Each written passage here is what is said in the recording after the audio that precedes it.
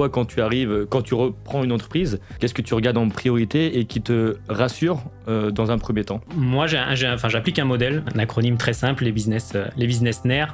C'est des business qui sont nécessaires, endormis et rentables. Donc, il y a forcément la notion de rentabilité derrière qui permet déjà de pouvoir réaliser ou pas l'opération. Je m'intéresse à des business qui sont nécessaires aussi. Donc, c'est-à-dire que c'est un business dont on aura besoin toujours dans 10 ans, 15 ans, 20 ans. Pas de la haute technologie comme l'IA, t'as un nouvel outil qui sort tous les jours, mais vraiment des entreprises de plomberie, des garages automobiles. Et le E, c'est pour endormi aussi. Ça, c'est peut-être l'axe de développement après des entreprises, c'est d'arriver à identifier une entreprise qui fonctionne malgré elle. C'est-à-dire qu'aujourd'hui, elle fonctionne, elle dégage de l'argent, mais il y a vraiment un potentiel de développement. On en parlait tout à l'heure. Un argument qu'on entend souvent, c'est moi, mon entreprise, elle fonctionne qu'avec le bouche à oreille.